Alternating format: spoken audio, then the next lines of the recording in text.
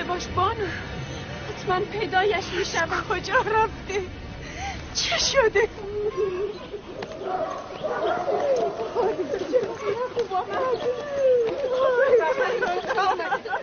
اونا چه کردید؟ حرف بزن. آرام باش ببینم چه اتفاقی افتاده. چه شده؟ من داخل خانه به کار مشغول بودم، بچه ها در عیال بازی میکردن، ناگهان شنیدم یوسف را صدا میکنن. گفتم چه شده؟ گفتن یوسف گم شده. همه جا را گشته ای؟ گشته. این گونه امانتداری میکنی؟ این گونه از یوسف نگهداری کردی؟ حواست کجا بود؟ بس کن ببینم چه اتفاقی افتاده. حتی زوایای تاریک خانه را گشته ای؟ آری گشته ای. یوسف کودک باهوشی است. خود را جایی پنهان کرده که پیدایش نکنند. مثلا در صندوق یا تنور.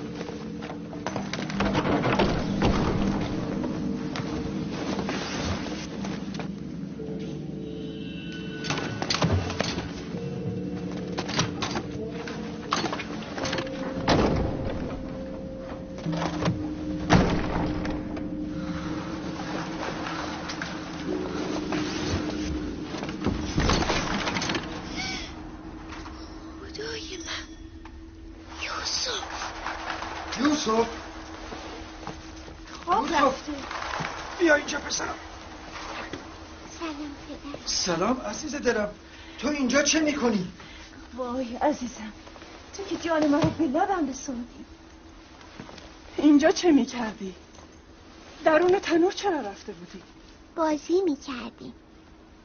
من اینجا پنهان شدم تا برادرانم نتوانند مرا پیدا کنند. فائقه، تو نباید از یوسف غافل میشدی. اگر یوسف درون تنور خفه میشد چه میکردی؟ من با خواهرم راحیل عهد کردم که از فرزندانش محافظت کنم. از این پس لحظه‌ای از پیش چشم دورشان نخواهم کرد.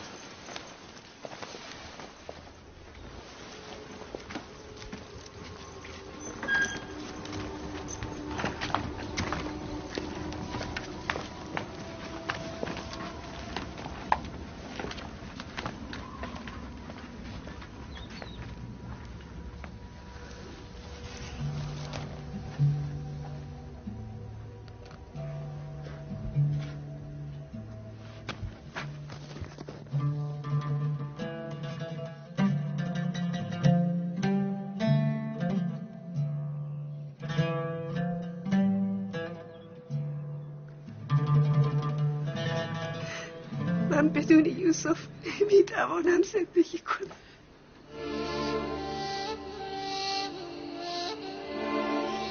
بیا این همه زجرم نده. پیری تنها و فرتود که عمرش رو به غروب نهاده از تو تقاضا میکنه. نه، همان که گفتم.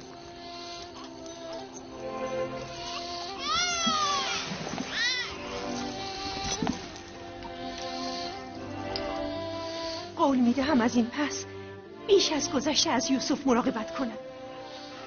میدانی فائقه، دوری یوسف را دیگر نمیتوانم تحمل کنم. بهتر از همینجا نزد ما بماند. من تنها یک فرصت از شما میخوام، تنها یک فرصت. فائقه، تو میدانی که یوسف یک کودک معمولی نیست و من نمیتوانم در مورد او مسامحه کنم. پس رشته پیوند من و یوسف را به یک بار قطع نکنید.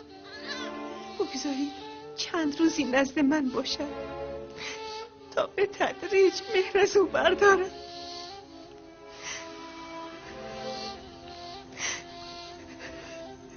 ولی سخن من همان است که گفتم. لیا، تنها چند روز. شنیدی؟ فقط چند روز.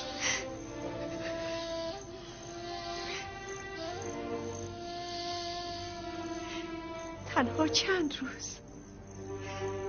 عهد میکنم که خود او را نزد شما بازگردانم.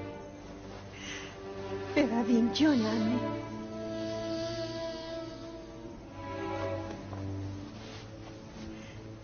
سپاسگزارم لیا. سپاسگزارم برادر. خدا نگهدارت. این لطف شما رو هرگز فراموش نمی‌کنم.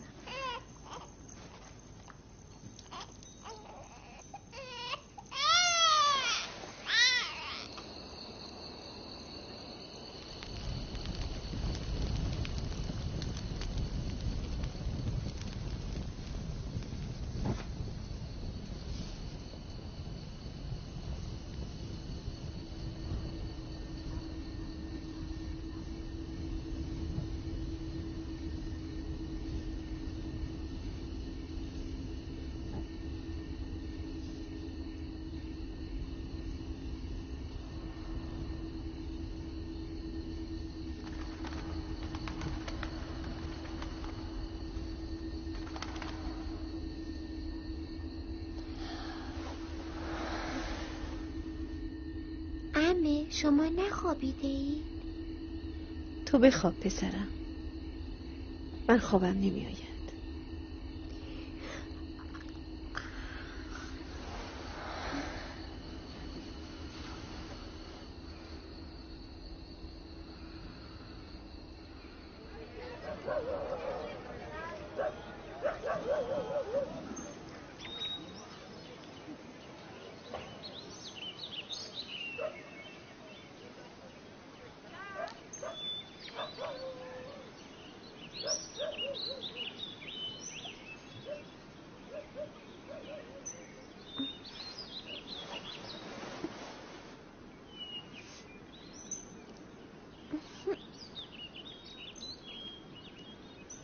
بیدار شدی یوسف من؟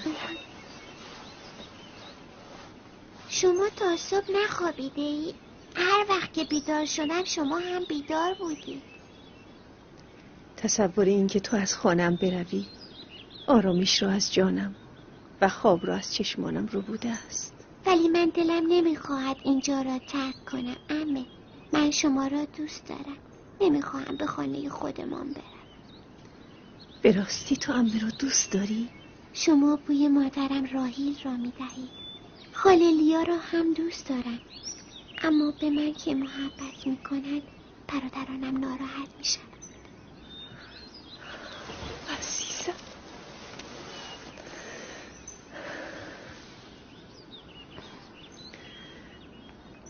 گفتی که دوست داری نزد عمه بمانی؟ برای نگه داشتن تو راهی به نظرم رسیده که باید کمکم کنی. برخیز آماده شو تا نزد پدرت بروی.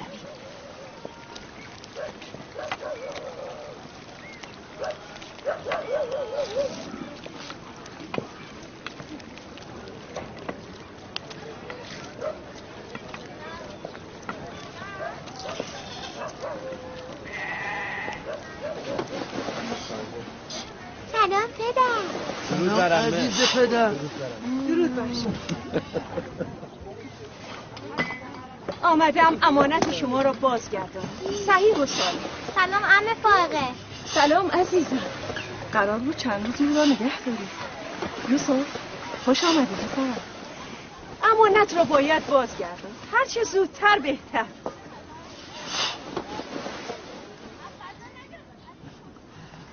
اگر راضی نیستی او را باز میگردانم. نه از اینکه او را بازگردانی سپاسگزاریم و از اینکه مدتها سرپرستی او را به عهده گرفتی قدردان شما هستیم. یوسف برویم بازی. برو پسر برو.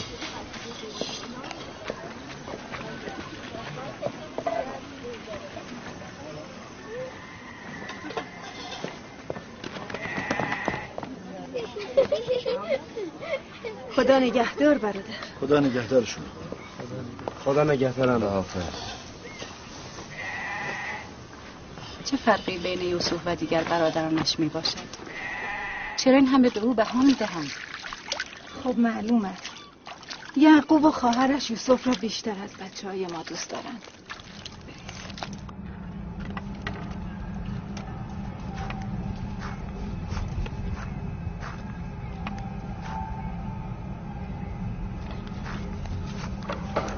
بسمه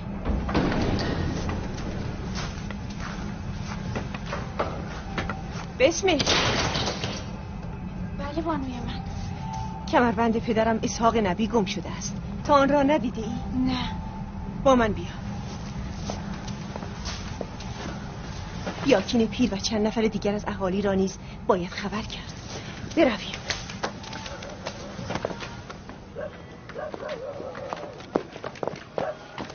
دینه آرام‌تر.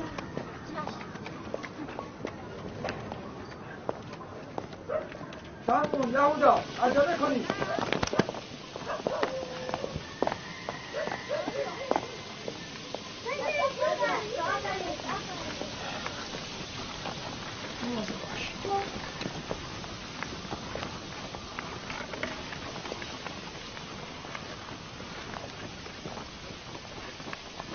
چه شده خواهر؟ بسمه چه شده؟ کمربند اسحاق نبی گم شده است. همه جا را گشته اید؟ همه جا را. یادگار پدرمان اسحاق بود. من خیلی ناراحتم. همان که همیشه به کمر یوسف میبستم. باز هم بگردی حتما پیدا میشود. همه جا را گشته ایم و از همه پرسیده ایم، اما اثری نیافته ایم. کی گم شده؟ چه میدانم؟ از لحظه ای که یوسف را به اینجا آوردم دیگر از کمربند اثری نیست. هیچ یک از شما این کمربند را ندیده؟ شاید یوسف قبل از اینکه به اینجا بیاید آن را جایی پنهان کرده است. فکر نمی کنی یوسف به خاطر علاقه ای که به آن کمربند دارد آن را برداشته است؟ یعنی یوسف دزدی کرده؟ شاید گمان کرده از آن خود اوست و من آن را به او بخشیدم. ولی من گمان هم نمی کنم. من برای پیدا کردن کمربند همه جا و همه کس را جستجو خواهم کرد و تا آن را پیدا نکنم آرام نخواهم نشست. فقط یوسف آن کمربند را می‌بست. ما از آن بیخبریم. بسیار خوب. من هم ابتدا از یوسف شروع میکنم تا بهانه‌ای نباشد. اجازه میدهی؟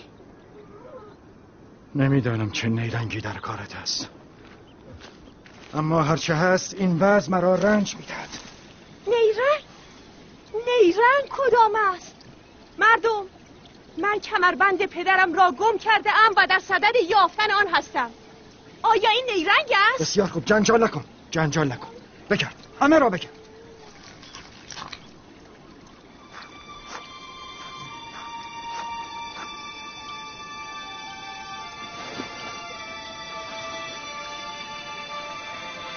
کمربند اینجاست. دیدید دروغ نگفتم؟ این هم کمربند. یوسف، این چه کاری بود که کردی؟ یوسف که کاری نکرده، فقط دزدی کرده. مردم کنعان، شما همه دیدید من دزد مال خود را پیدا کردم. بسیار خوب، بسیار خوب. کمربندت را یافتی، بردار و برو. به این سادگی نیست برادر. شما گویی قانون مردم کنعان را از یاد بردید. همه این مردم میدانند که طبق رسم و آیین مردم کنعان هر کس دزد مال خود را پیدا کند میتواند او را تا 4 سال به بردگی بگیرد. به یوسف باید بردگی هم بکنه.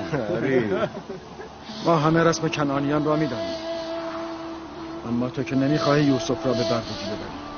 در این کار لحظه ای تردید نخواهم کرد، مگر اینکه شما بخواهید رسم و آیین مردم کنعان را نادیده بگیرید. بس کن فائقه، من این سنت مسخره را باور ندارم. یوسف را هم به بردگی نزد تو نخواهم فرستاد. وقتی شما که خاندان فرستاده خدا هستید به رسم آیین مردم پایبند نباشید، از دیگران چه توقع میتوان داشت؟ ولی یوسف یک کودک است، چگونه میتوان او را به بردگی گرفت؟ بزرگ و کوچک فرقی ندارد، این آیین همه را شامل می شود. ما هم به آن احترام می‌گذاریم. من میدانم که نیرنگی در کار است، اما نمیتوانم ثابت کنم. لذا اگر تو از یوسف نگذری مجبورم با درخواستت موافقت کنم. من دزد مال خود را یافتم و از او نمیگذرم. خداوند و رسولش از من درگذرند و مجازاتم نکنند.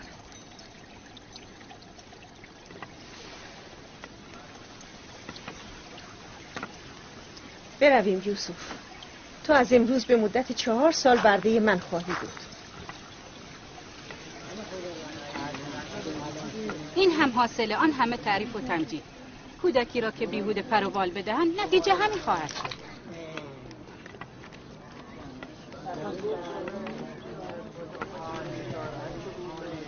کودکان گاهی از این شیطنت ها می کنند، اما که دزدی نیست.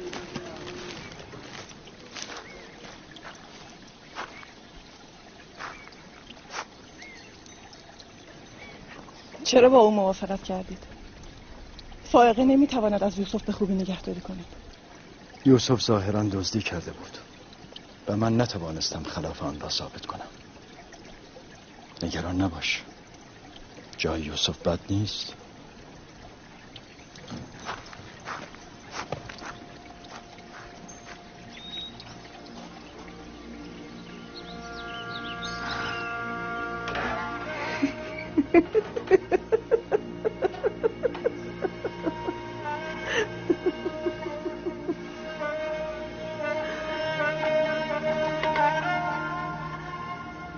عزیز عمه، از این پس تو اربابی و عمه کنیز توست. تو وارث برادرم و چشم و چراغ قبیله ما هستی. این کمربند در حقیقت میراثی است که فقط تو لایق آن هستی.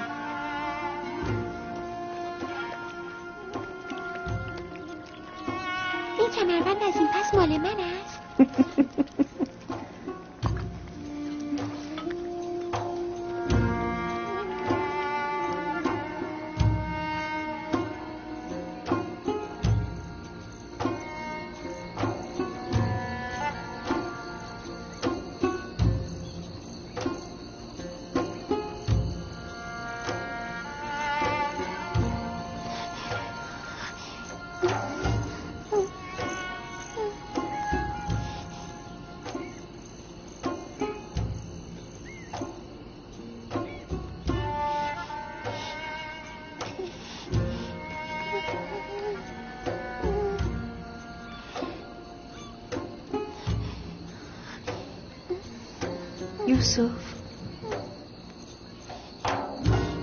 یوسف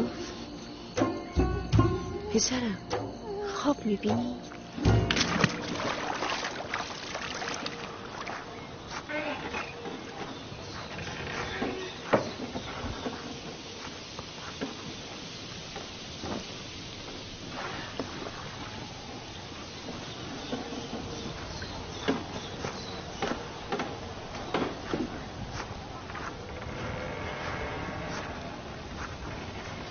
سلام پدر. سلام عزیز دلم. آیا نبی خدا مرا بخشیده است؟ به خانه خود راه میدهد؟ اگر جز این میکردی تو را نمیبخشیدم. تو به رسم عشاق عمل کردی، آن را که دوست داشتی به چنگ آوردی. بخشندگی زیبنده انبیای الهی است. امیدوارم لایق این عفو باشم. من گناهکاری نمیبینم که بخششی در کار باشد. اینجا چه میکنید؟ به اصرار یوسف آمدم. او خوابی دیده است و تعجیل دارد آن را برای شما تعریف کنم. تردید ندارم خواب او سراسر خیر و نیکی است. در خواب یوسف ارواح خبیثه راه ندارد. خب چه خواب دیدی عزیز پدر؟ خواب دیدم که من و برادرانم در صحرا مشغول بازی هستیم. بادی تندی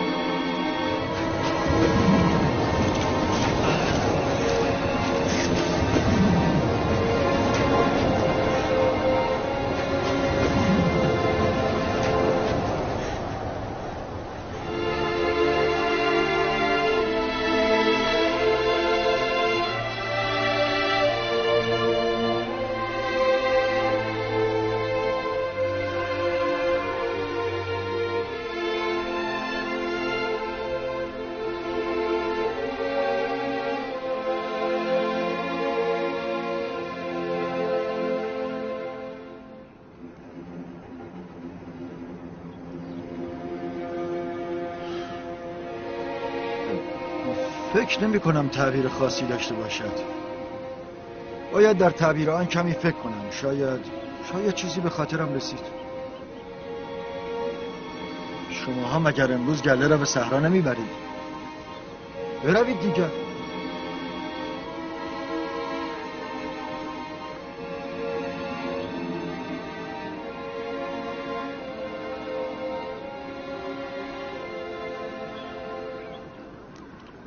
نمیدانم تعبیر خواب چه بود که یعقوب از آن در میان جمع سخنی نگفت. خب معلوم از سادلو سرفری و برتری یوسف بر دیگر برادرانش. همین. تعبیر این خواب برای بچه ها روشن بود. من به عیان دیدم که ناراحت شدم. باید سعی کنم تأثیر سوء آن را از ذهنشان پاک کنم. یوسف نباید خوابش را در جمع میگفت. کمی نان و خرما بگذار، ساعتی دیگر نزدشان بمانم.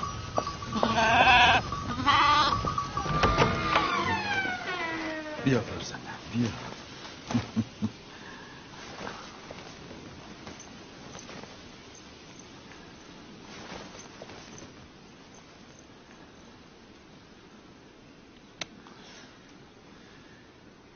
آنچه در مورد تو گمان می‌کردم درست است فرزندم. تو را مژده می‌دهم که در آینده جایگاهی والا و مقام و مرتبتی رفیع خواهی یافت و بر برادرانت سروری خواهی کرد.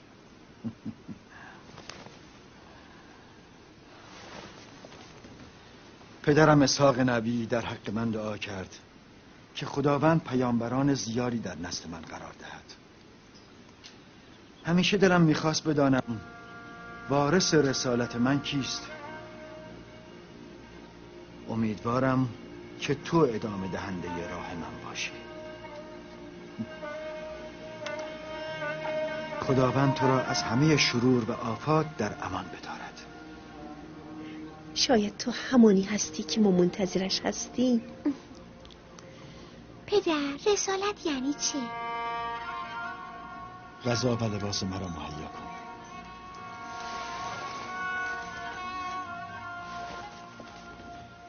رسولان فرزندم فرستادگان خداوند به سوی مردم هستند و مردم را به سوی خداوند و به راه رستگاری و کمال هدایت می کنند.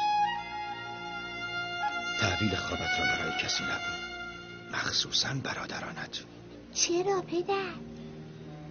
اگر برادرانت بشنوند ممکن است آتش حسد در وجودشان شعله‌ور شود و با تو به عداوت برخیزند.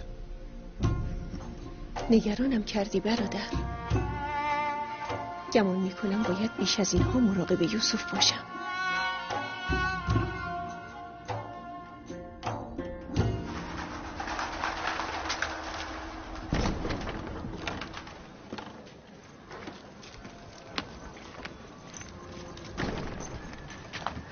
اگر اجازه دهید من نیز یوسف را با خود به خانه ببرم.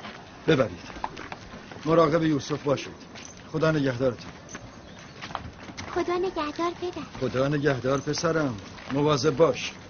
او را تنها نگذار. شب که بازگشتید یوسف را خواهم آورد.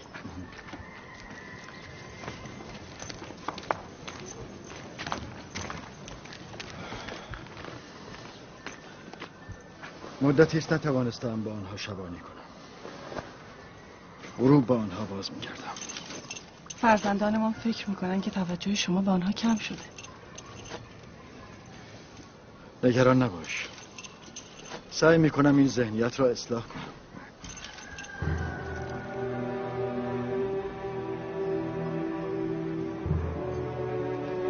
با وجود یوسف و بنیامین یعقوب به دیگر فرزندان توجهی نخواهد کرد.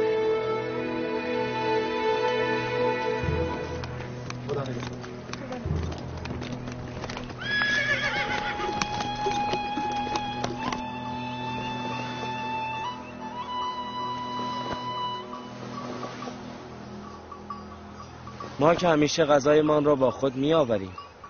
شما دیگر چرا خود را به زحمت انداختید؟ یعنی من حق ندارم دلم برای فرزندانم تنگ شود؟ حق ندارم بعضی روزها در کنار آنان باشم؟ هیچ چیز به اندازه آمدن شما نمیتوانست ما را خوشحال کنه. قبل از آمدن شما مثل ماتم زده ها بودیم. کسی حال خندیدن نداشت. چرا؟ مگر چه اتفاقی افتاده؟ میدانید پدر، ما احساس میکنیم که توجه شما نسبت به ما کم شده. فکر میکنیم بیشتر به یوسف و برادرش توجه میکنید تا به ما. ولی من یوسف را فقط به خاطر شما نزد عمه فائقه فرستادم. متوجه نشدید؟ فقط به خاطر اینکه مادرتان بیش از شما به او توجه میکرد. چه فرقی میکنه؟ حال مادر به بنیامین چسبیده است و عمه به یوسف. بهترین لباس ها و سرگرمی ها هم برای او تهیه میکنه. با شما موافقم، اما شما هم باید حق بدهید. ما باید به گونه‌ای رفتار کنیم که یوسف و بنیامین احساس بیمادری نکنند.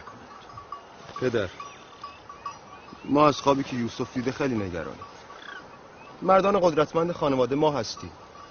تمام بار مسئولیت اداره خانواده و انجام کارهای سخت به دوش ماست. آن وقت یوسف جانشین شما شود؟ ولی خواب یوسف میتواند تعبیر دیگری هم داشته باشد. مگر نه این است که یوسف گفت چوب دستش سبز شده و بر چوب دستهای شما سایه افکند؟ این میتواند نشان دهنده آن باشد که یوسف همه برادرانش را دوست دارد، و یا اینکه یوسف نسبت به همه عطوف و رئوف خواهد بود و همه برادرانش را دوست خواهد داشت. ظاهرا غیر از تعبیری که ما نزد خود کرده ایم، تعبیر دیگری نیز میتواند داشته باشد. یعنی یوسف جانشین شما نیست؟ جانشین مرا خداوند تعیین میکند، آن هم بهترین شما را. شما هم بهتر از دست از بهانه‌گیری بردارید. یوسف و بنیامین برادران شما هستند، نه دشمنان شما. من همه شما را دوست دارم. از شما هم میخواهم که یکدیگر را دوست داشته باشید تا خداوند هم شما را دوست بدارد. بزرگان خاندان من، امید و پشتیبان من شما هستید. امروز احساس میکنم میتوانم به شما تکیه کرده دلگرم باشم. شماها شجاع و متحور هستید. با وجود شما هیچ غمی نمیتواند دل یعقوب را به خود مشغول کند. از اینکه پدر را آزردیم پوزش میخوام. گرگ لاوی نفتالی شبون گرگ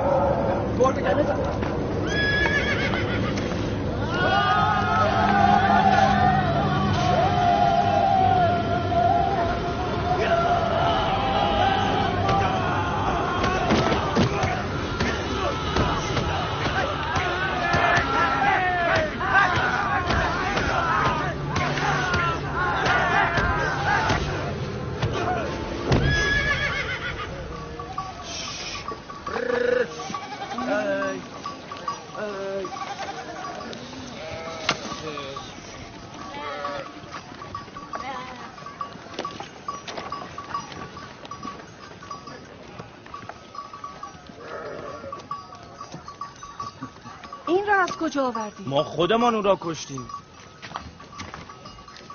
به گوسفندان ما حمله کرده بود که بر سرش ریختیم و او را کشتیم. نگفتید ممکن است به شما آسیبی بزند؟ فعلا که ما به او آسیب زده ایم. خدا عاقبت ما رو بعد از این با شما بچه‌های دیوانه و نترس به خیر کنه. حتما شما هم در این کار یاریشان کرده اید. اصلا به من فرصت دخالت ندادن. پیش از این که بتوانم کاری کنم کار گرگ را تمام کردم.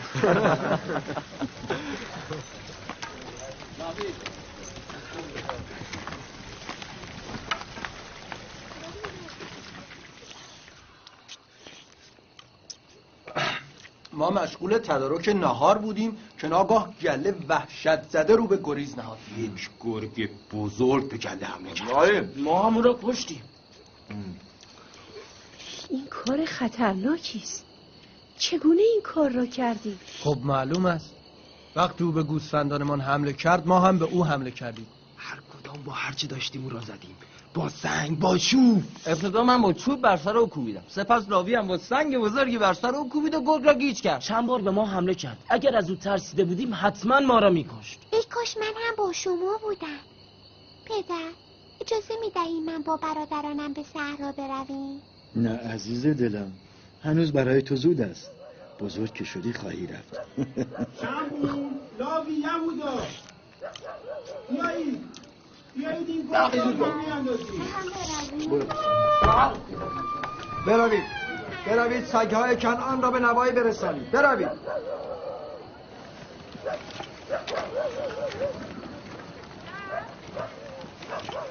پدر که به سحر آمده بود میگفت چرا خواب یوسف رو فقط سروری بر برادران تعبیر میکنید؟ شاید معنی خوابش علاقه و محبت زیاد اون نسبت برادرانش باشد. شاید او همه شما رو دوست دارد. آری مادر، به راستی یوسف همه ما رو دوست داره. برای علاقه که لازم نبود خواب ببینم. خواب خبر از آینده میدهد، خبر از سروری و برتری یوسف. پدرتان شما را ساده‌لوح تصور کرده.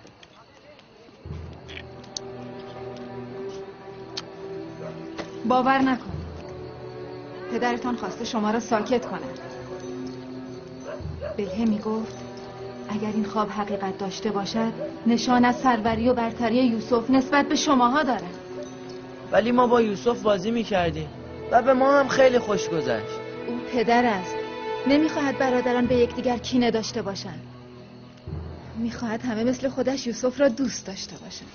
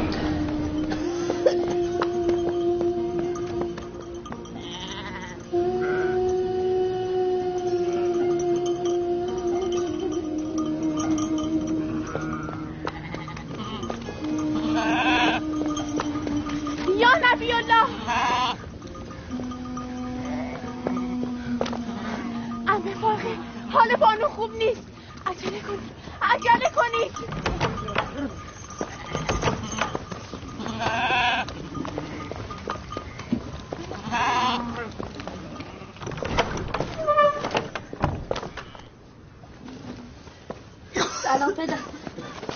حال همه فاقه خوب نیست. فاقه چه شده خواهر؟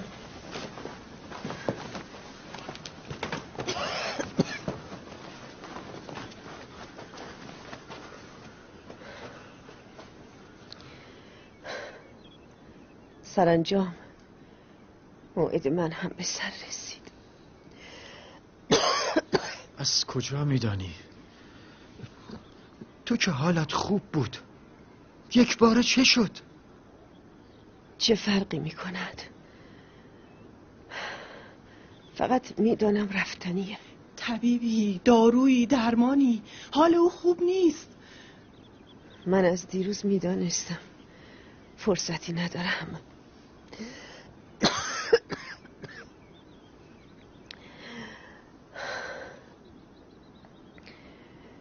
فقط به سخنانم گوش کنید. دیروز که به اصرار خانه ما را ترک کردی باید حدس میزدم. از دنیا چیزی ندارم. هرچه هست به یوسف میبخشم و از او پوزش میطلبم.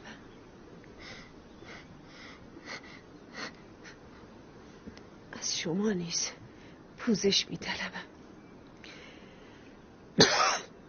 من این 4 سال به نیرنگ یوسف را نزد خود نگه داشتم. به او تهمت دزدی زدم. خداوند مرا ببخشد. شما هم مرا ببخشید.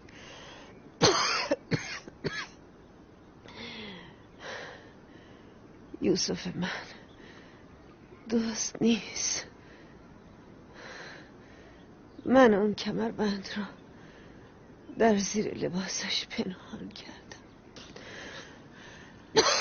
من این را میدانستم. تو خود را رنج نده.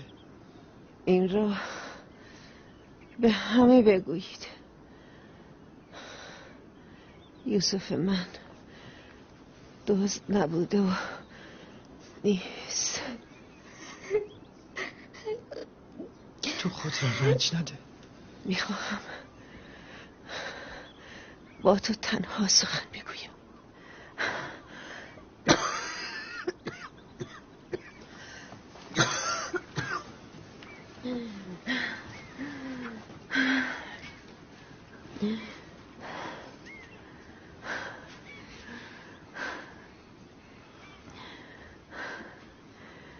یوسف آیه‌ای از آیات خداست.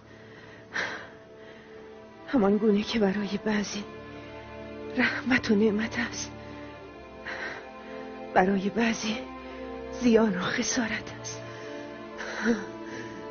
من نشانه های حسادت و کینه را میبینم. مواظب یوسف باش. او دنباله راه نبوت است. لحظه او را تنها مگذار. لحظه ای از او غافل مشو.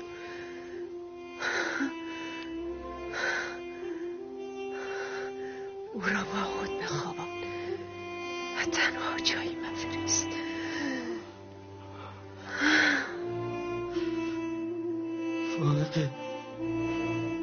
فائقه سفر بخیر خواهر.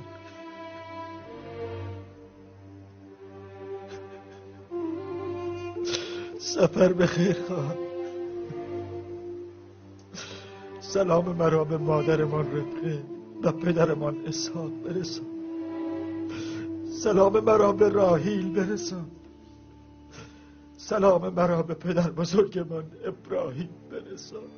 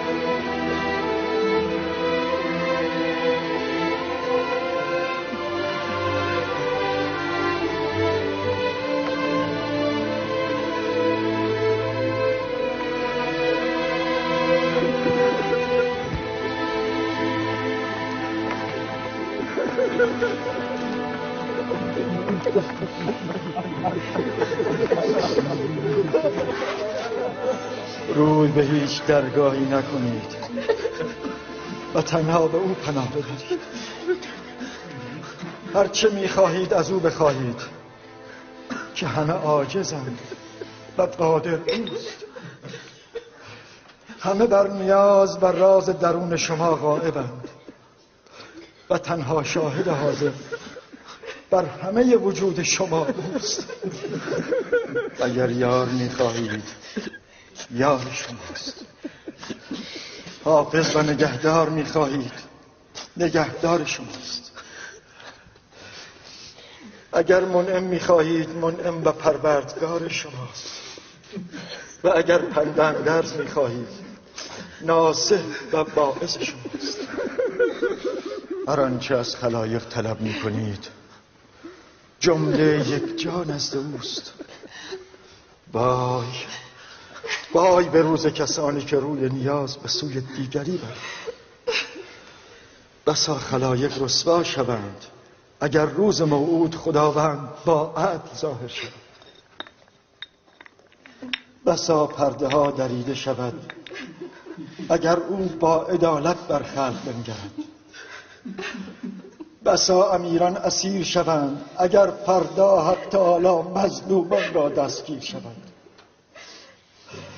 بسا خون از دیده ها روان شود اگر عاصیان بر اعمال زشت خویش نازل شود. پس توشه آن روز مهیا کنید و برای آن روز اعمالتان را اصلاح نمایید. چون فارغ همه آماده رفتن شدید که لاجرم همه رهرو این راه خواهیم شد. بیایید برای آمرزش روح فارغ همه با هم دعا کنیم. پروردگارا روح فارغ را با ارواح صالحان و دوستانت محشور بگردان.